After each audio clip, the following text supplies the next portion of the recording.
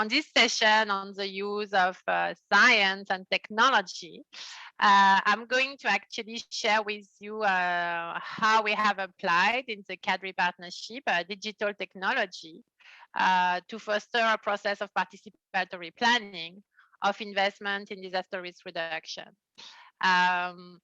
And let me start by just say 2 words about CADRI. I'm not going to introduce all the partners, but basically it's a UN-led capacity development initiative for disaster risk reduction, which brings together humanitarian development partners, mainly UN, but also IFRC. And this tool that those partners have developed together, those digital solutions for diagnosis and planning for disaster risk reduction, has been supported by the government of Luxembourg. So without further ado, let me just say a few words what it is about and then share some lessons. The ambition of these digital solutions is to support countries integrate disaster and climate risk reduction measures in national and sectoral planning. The users are mainly the governments and their partners, and using these tools, they can create and customize a country-specific capacity diagnosis analytical frame. They can select key socioeconomic sectors, the prevailing hazard in the country, and this kind of mix can help identify what are the investments required.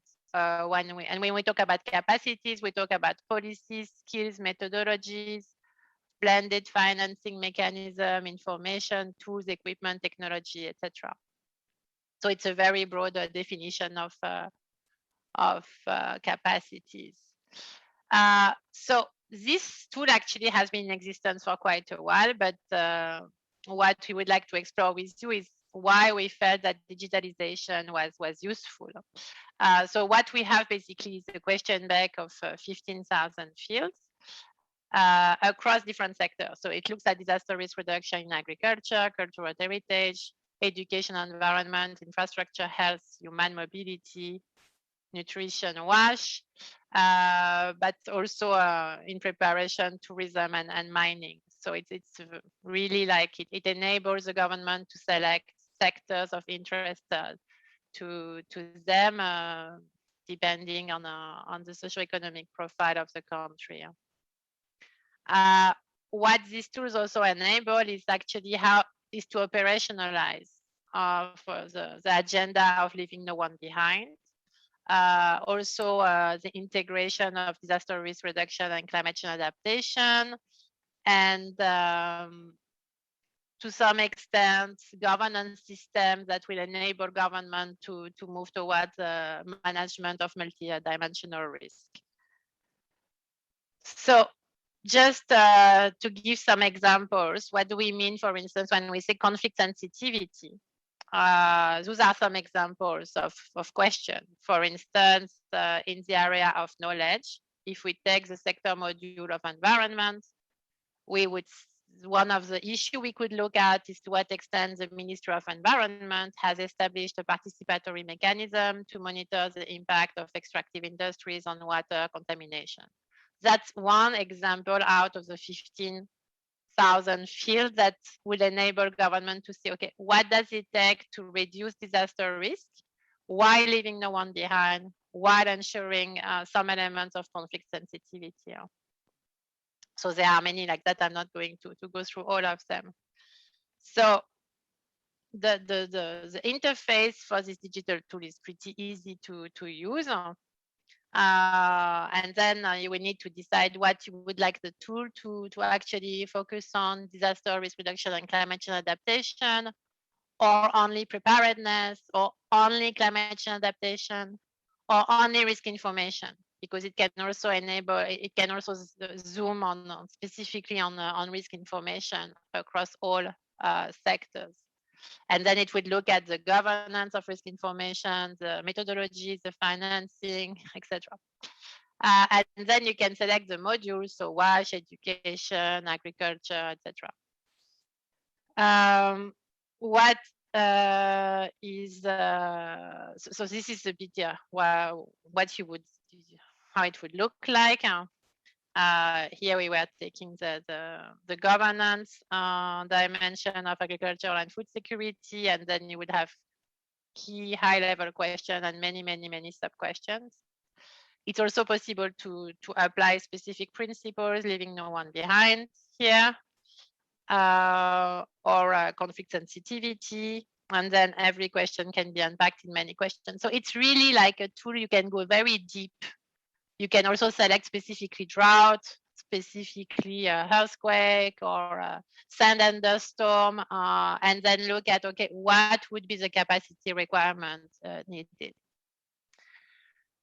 Ultimately, technology, for us, the application of technology in this question bank is also a way to visualize where we stand in relation to governance, implementation, financing, knowledge, technology, and equipment in any sector, in agriculture, in water and sanitation, in infrastructure, but also to be able to see the changes, to update and be able to monitor capacity development gains. So I think, why did we want to go digital? It's really based on feedback we receive from governments to really allow for more customization. So the main factor to actually, the main reason why we wanted to digitalize this approach was to be able to allow for more customization, but also to really be able to ensure those principles of leaving no one behind, conflict sensitivity, to be better integrated in our planning of disaster risk reduction, automated visualization. I touched on it also.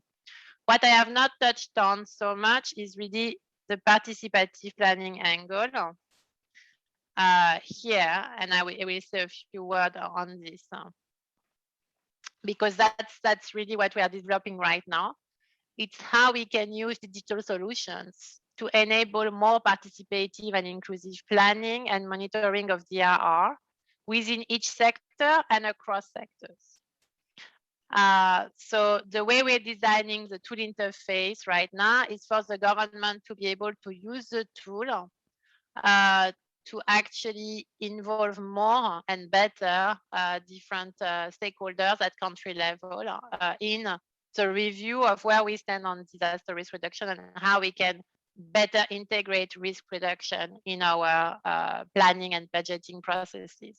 So for instance, at the level of a sector, the idea of this participatory planning will be to be able to involve different departments within the same ministry, of course, the decentralized services, the line departments, but also private sector stakeholders, civil society stakeholders, and the scientific community in the country in this sector. So instead of basically it's the ambition is that instead of a workshop where we invite two ministry representatives or a bit more, we can really engage much more stakeholders when we review capacity development progress and capacity gains sector by sector, but also across sector.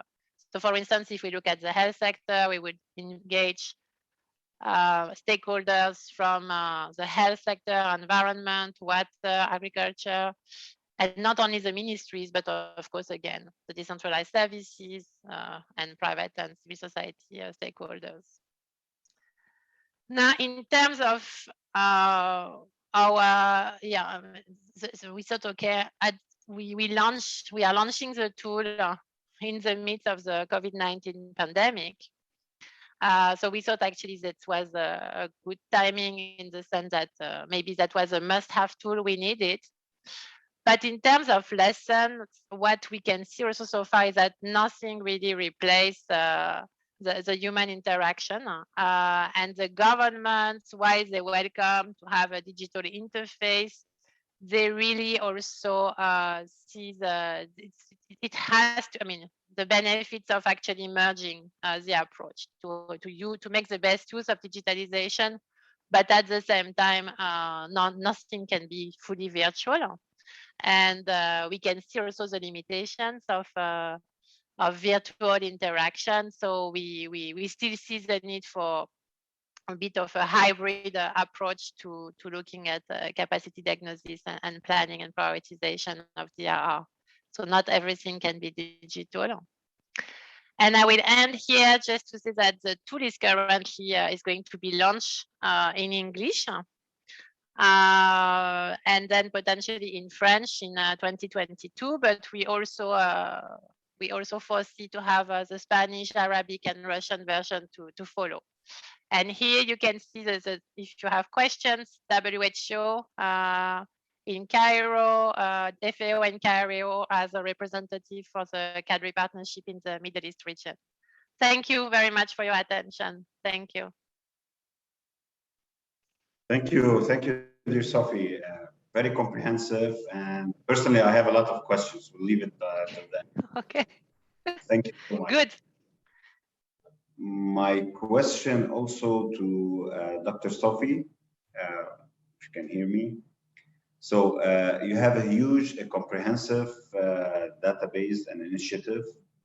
I would like out of curiosity to ask who has implemented or it has been implemented this database? Are you collecting data?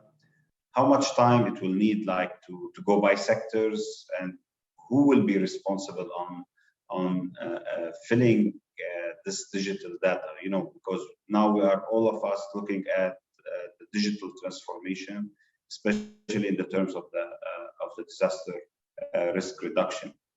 And is this a platform free of charge, or there are charges for it?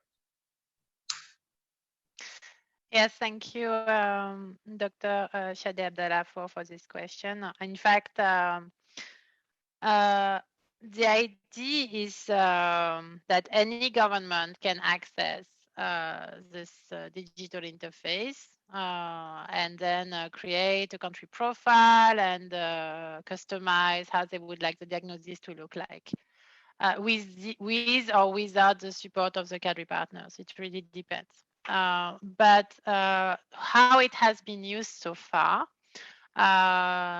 usually there is a request from the government to actually use the CADRI partnership, like the different experts from the CADRI partners in different sectors, to facilitate this dialogue among different stakeholders at country level.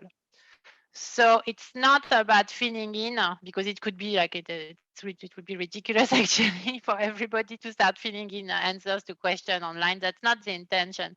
The intention is more to use this database of questions to actually not forget anything when we design the methodology together with the government. Once the government has a final agreement on the methodology, there is most of the time it's a mission.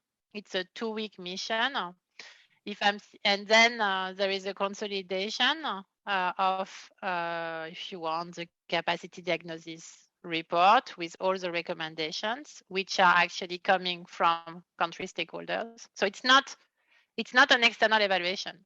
Everything is produced by the country stakeholders. The CADRI experts never put a recommendation. We think this or we think that, never ever. It's always coming from the country stakeholders.